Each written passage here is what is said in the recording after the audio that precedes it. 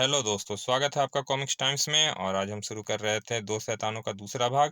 पहले भाग में हमने यहाँ तक की कहानी कंप्लीट कर चुके हैं दोस्तों। चलिए शुरू करते हैं बिना समय गंवाए। अट्ठहासा लगा उठे दोनों शैतान।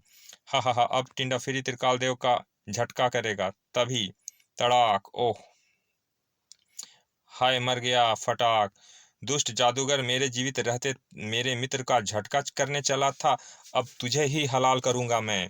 मुंह के बल जमीन पर आग गिरा टिंड फिरी और मुंह में घुस गई ढेर सारी मिट्टी। ऑफ आग थू। दुष्ट, मानो तूने जादूगर टिंड फिरी पर हमला किया। ले चख इसका मजा। उसके वार करना चाहा, लेकिन बीच में आ गया अग्निहस्त। है यह क्या? सटा टिंड फिरी, यह त्रिकाल देव का सिद्ध किया हुआ अग्निहस्त है। जल्दी से इसे अपने जादू के जोर से ठंडा करो, वरना यह तुम्हारा कचूमर निकाल देगा। परंतु भूचांग को चेतावनी देने में काफी देर हो चुकी थी। इससे पहले कि हैरान टिंड फिरी संभल पाता, अग्निहस्त ने उसे अपने घेरे में ले लिया। आई, पलक झपकते ही राख हो गया टिंड फिरी। प्यारे, इसे तो टिंड फिरी की टिंड फिरा दी। हाँ, अब त्रिकाल देव की मौत का कोई और उपाय करना होगा। प्यारे भूचांग, अब तू रुक रोक इसे, मैं अभी आता हूँ। जल्दी लौटना रक्तासुर। रक्तासुर के जाते ही भूचांग के सामने मौत बनकर आ खड़ा हुआ त्रिकाल देव। उस मायावी के लौटने से पहले ही मैं तेरी गर्दन अलग कर दूंगा। शर्त लगा ले छोकरे, उसके लौटने से पहले ही तू यहाँ मेरा नीचे खड़ा मित्र थिम्पू मुझे नहीं मार सकेगा, क्योंकि मेरे सेवक गोंडाकू के जीते जी यह संभव नहीं होगा। त्रिकाल देव के कुछ समझने से पहले ही गोंडाकू ने कर दिया उस पर प्रहार। तड़ाक, ओह चीख उठा थिम्पू त्रिकाल देव को घायल होता देखकर। मित्र त्रिकाल देव अगले ही पल उसकी गर्दन लंबी होकर बढ़ी गोंडाकू की ओर। दुष्ट, अब तू नहीं बचेगा थिम्पू के लपेटे से। लेकिन गोंडाकू तक पहुंच नहीं पाया थिम्पू। गोंडाकू के मुंह से निकली ढेर सारी अग्नि ने उसके चेहरे को बुरी तरह झुलसा दिया। सिर, ओह उधर भूचांग, त्रिकाल देव, थिम्पू और गोंडाकू के बीच चल रही थी जंग। भड़ाम, ओह और उधर दैत्य के सबसे भयानक जाति टुआ की नगरी खुटुआ में पहुंचा चुका रक्तासुर करने जा रहा था एक और शैतानी। त्रिकाल देव के लिए तीन और खतरनाक दुश्मन पैदा करने के लिए मुझे कुछ देर के लिए बनना होगा त्रिकाल देव।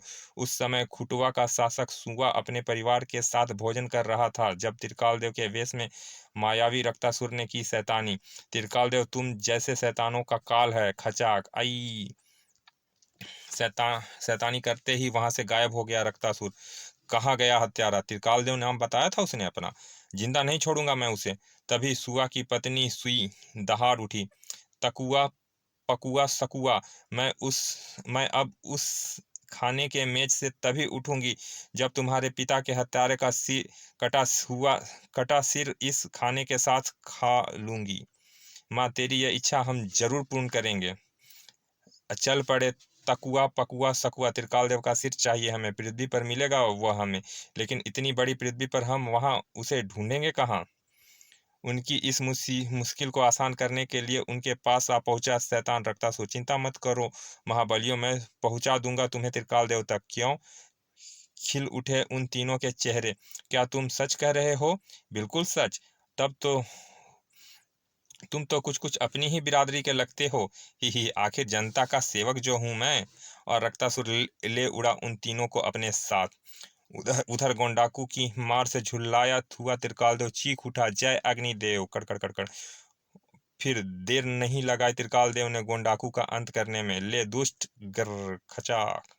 गोंडाकू के मरते ही भड़ाम से आ गिरा भूचांग धरती पर। हाय, मर गया, टूट गई कमर। तड़ाक। दुष्ट, अभी तो तेरी सिर्फ कमर ही टूटी, अब तेरी गर्दन की बारी है। अरे बाप रे, इस हंगामे में तो मैं अदृश्य होने का मंत्र भी भूल गया। उफ, अब तो भाग निकलने में ही भलाई है। भागते हुए भूचांग की पीठ पर पड़ी थिम्पू की ठोकर। भागता कहाँ है कायर? तड़ाक, उफ। और इससे पहले कि वह संभल पाता, थिम्पू ने लपेट लिया उसे अपनी गर्दन में। हाय, कहाँ मर गया वह मायावी? मुझे यह मुसीबत में छोड़कर मरवा दिया साले मायावी ने। ओह, तभी घबराओ नहीं प्यारे भूचांग, मैं आ गया। तड़ाक। और साथ लाया हूँ त्रिकाल देव की जान के इन तीन दुश्मनों को। दोस्तों, वे रहा तुम्हारे पिता का हत्यारा, काट लो इसका सिर। आंखों से शोले निकल रहे थे तकुआ और पकुआ की।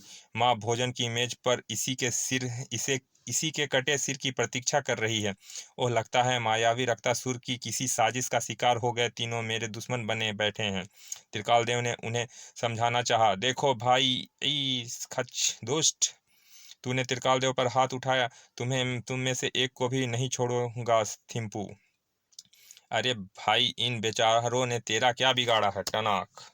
उफ, जवाब दे नहीं तो मार खाएगा। ठाक। ओह, उधर तीनों भाइयों का ध्यान रक्तासुर की ओर बढ़ते देख त्रिकालदेव चीख उठा।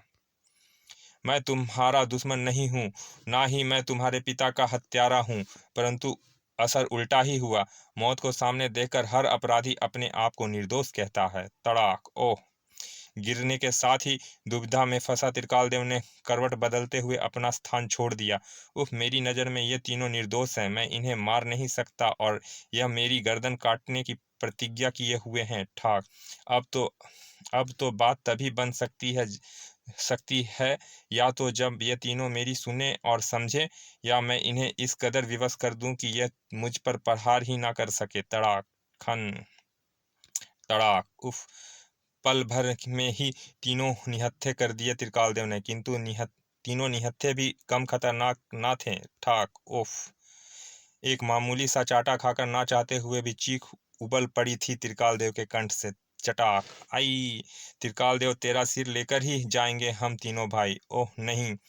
त्रिकालदेव की दुर्दशा देख थिम्पू की आंखों में खून उतर आया।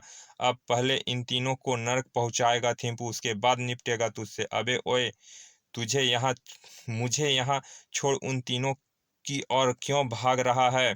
थिम्पू का वार करता देख चीख उठा त्रिकालदेव। नहीं, इन्हें मत मारो थिम्पू साएं। तड़ाक। ओह उफ, यह तीनों निर्दोष है थिम्पू, मायावी रक्तासुर की माया ने इन्हें मेरा दुश्मन बना दिया है। प्रणाम है।